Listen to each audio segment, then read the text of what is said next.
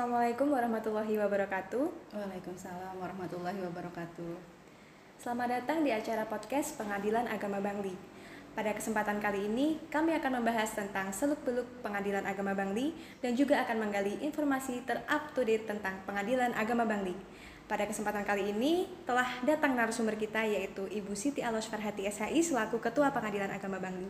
Apa kabar Ibu? Alhamdulillah baik Mbak Nadia. Alhamdulillah. Pertama-tama yang akan kita bahas adalah tentang pengadilan agama ya Bu. Karena kebanyakan masyarakat itu masih belum mengetahui tentang pengadilan agama. Menurut Ibu, apa sih pengadilan agama itu?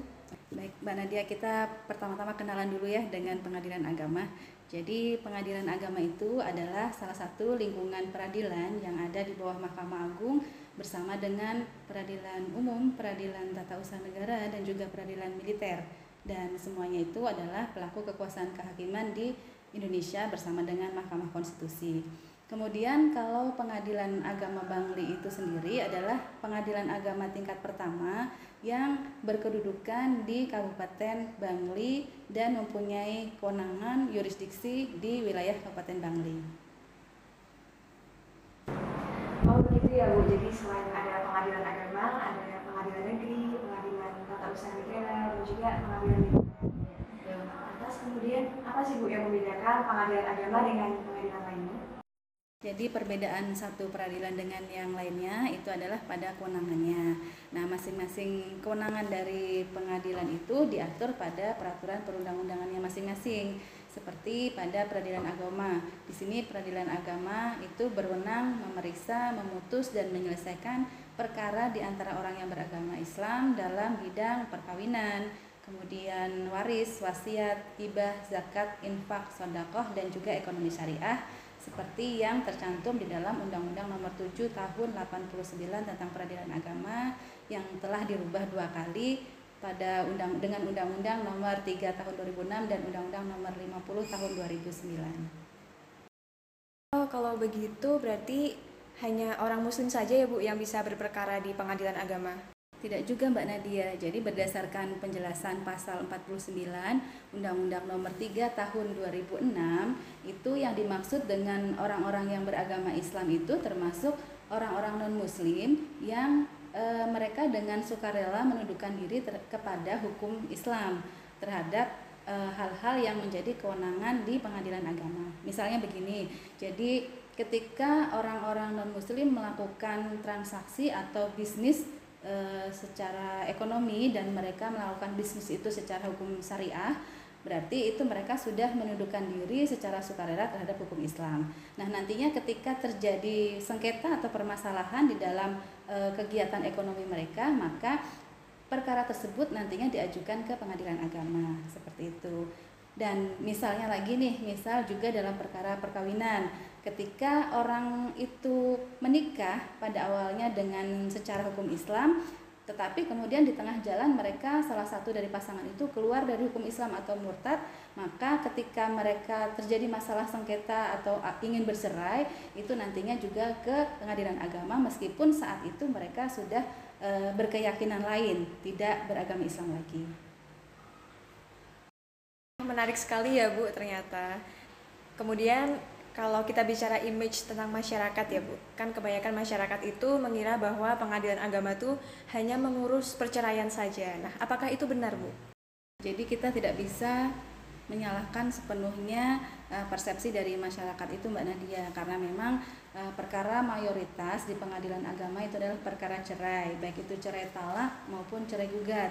Namun sebenarnya kewenangan di pengadilan agama itu sangat banyak, seperti yang saya sebutkan di awal tadi, ada perkawinan, kemudian waris, wakaf, zakat, infak, hibah, sedekah dan juga ekonomi syariah. Nah, cerai sendiri itu hanya merupakan salah satu bagian dari perkawinan. Padahal di dalam perkawinan itu sendiri masih banyak perkara-perkara yang menjadi kewenangan pengadilan agama. Misalnya isbat nikah, kemudian dispensasi nikah, kemudian anak angkat, perwalian, ataupun penetapan asal-usul anak. Nah, di dalam perkara ekonomi syariah sendiri juga banyak cabangnya, seperti misalnya bank syariah, kemudian pegadaian, kemudian asuransi syariah, saham, obligasi, dan juga tentang reksadana juga ada, kemudian dana pensiun syariah juga. Yang terpenting adalah dalam ekonomi syariah itu semuanya berdasarkan pada akad atau hukum Islam. Ternyata kewenangan absolut dari pengadilan agama itu cukup luas ya Bu ya. Lantas berbicara tentang pengadilan agama Bangli nih Bu, pengadilan agama Bangli itu lahir sejak kapan ya Bu? Jadi pengadilan agama Bangli ini lahirnya itu pada tanggal 28 Oktober tahun 1982 melalui keputusan Menteri Agama saat itu ya.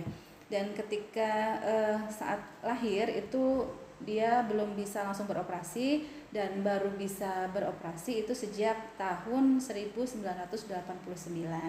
Nah, Pengadilan Agama Bangli ini sendiri saat ini berada di wilayah yurisdiksi Pengadilan Tinggi Agama Mataram. Oh, jadi Pengadilan Agama Bangli sendiri sudah mulai beroperasi sejak tahun 1989 ya Bu? Iya, Mbak Nadia. Nah, setelah sekian lama pasti Pengadilan Agama Bangli sudah mengalami perkembangan pesat ya Bu. Nah, menurut Ibu apa sajakah perkembangan dari Pengadilan Agama Bangli?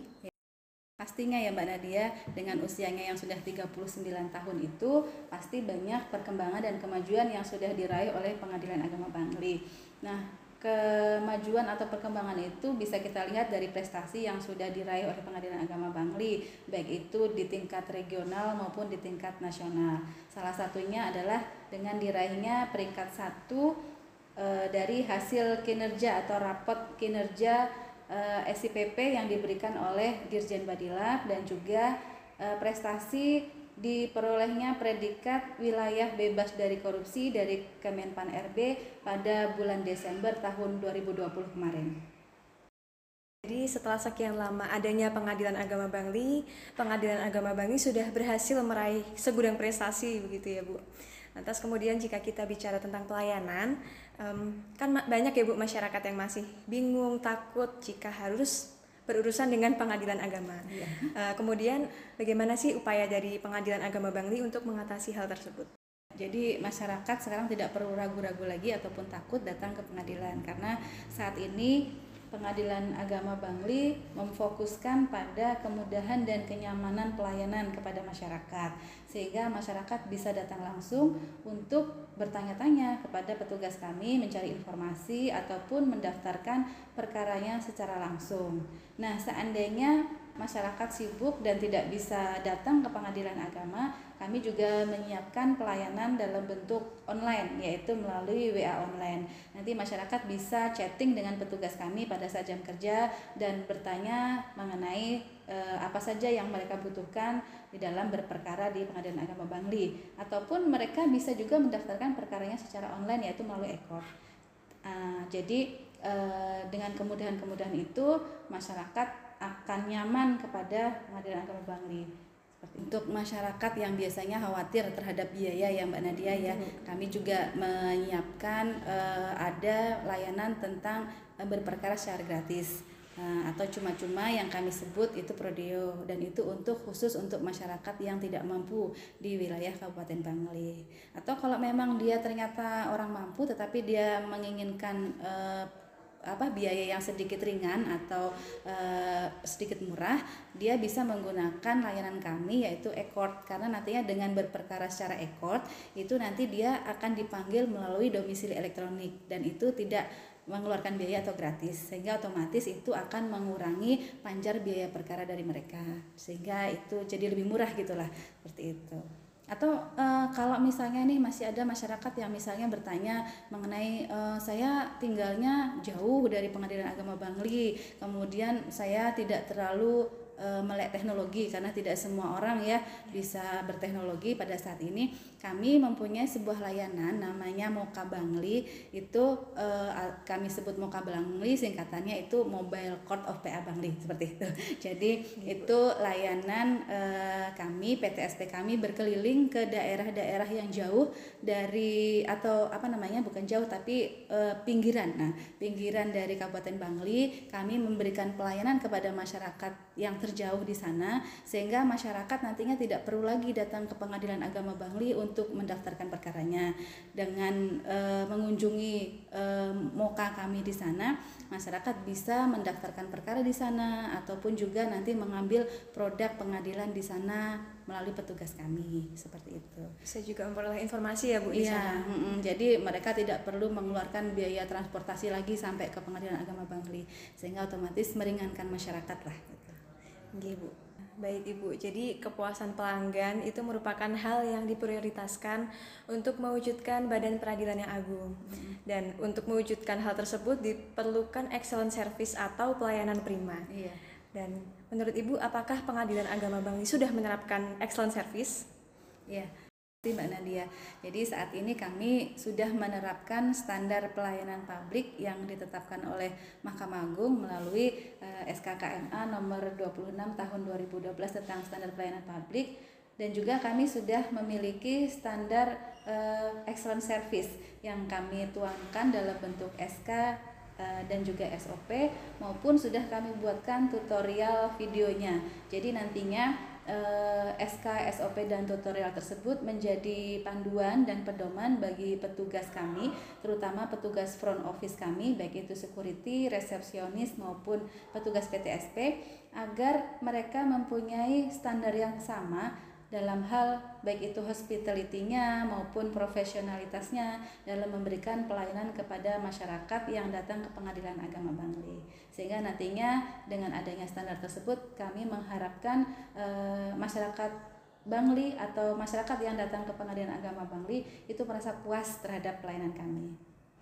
Jadi dengan adanya excellent service tentunya akan memudahkan masyarakat jika hendak mengajukan perkara ke Pengadilan Agama Bangli ya Bu. Iya, benar dia. Dan dari kemudahan tersebut masih adakah upaya dari Pengadilan Agama Bangli agar masyarakat lebih mudah lagi untuk berurusan ke Pengadilan Agama Bangli? Ya, jadi kami itu kan institusi yang melayani masyarakat Mbak Nadia, sehingga kami terus mengembangkan inovasi bagaimana kami memberikan pelayanan kepada masyarakat secara maksimal.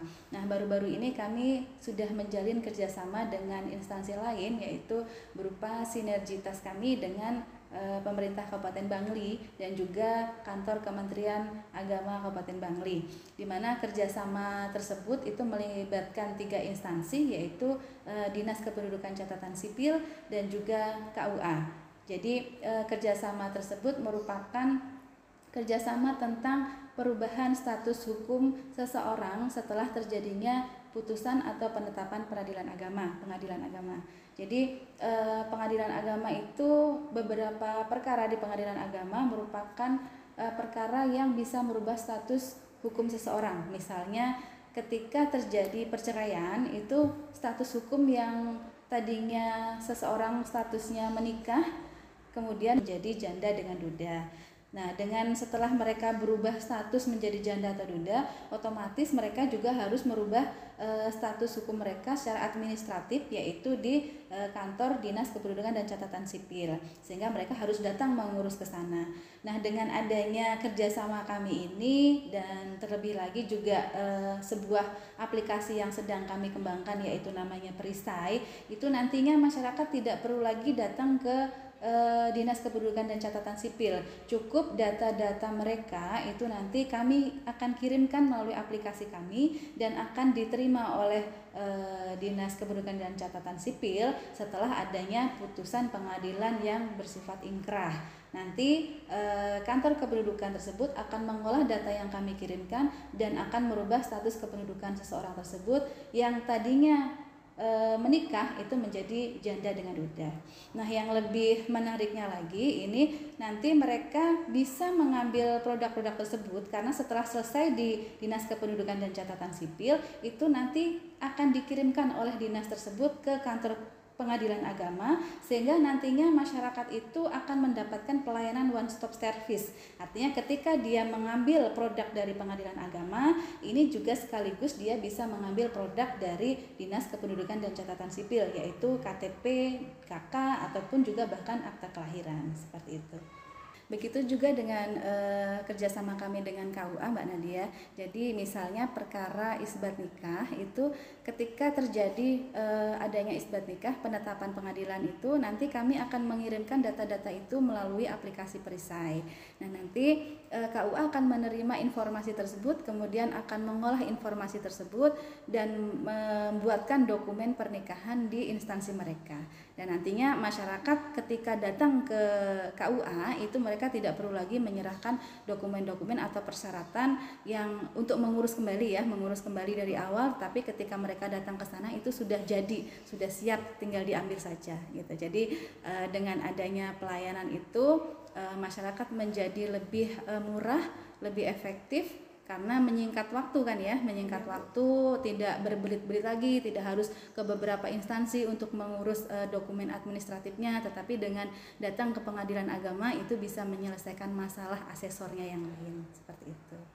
Jadi perisai tadi itu merupakan salah satu langkah one stop service ya Bu ya. Jadi masyarakat akan sangat mudah sekali untuk bisa menerima produk seperti itu.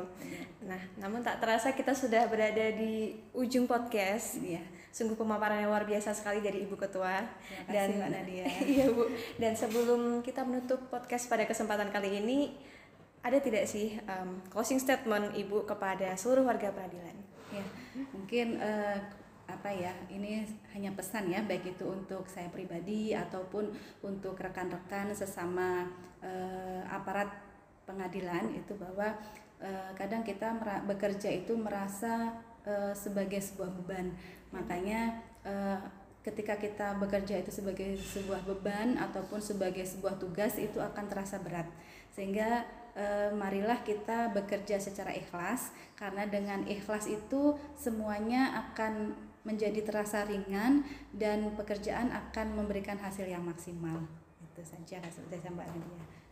Baik Ibu, jadi bekerja dengan ikhlas ya Bu, karena yang sebenarnya itu berat, namun jika kita lakukan bersama-sama dan kita lakukan dengan ikhlas, maka akan lebih mudah. Dan hasilnya akan pasti lebih bagus. Ya, betul sekali. Terima kasih banyak Ibu Ketua atas waktunya. Dan kepada seluruh warga peradilan, terima kasih sudah menyaksikan podcast pada kesempatan kali ini. Sampai berjumpa di podcast selanjutnya. Wassalamualaikum warahmatullahi wabarakatuh. Waalaikumsalam warahmatullahi wabarakatuh.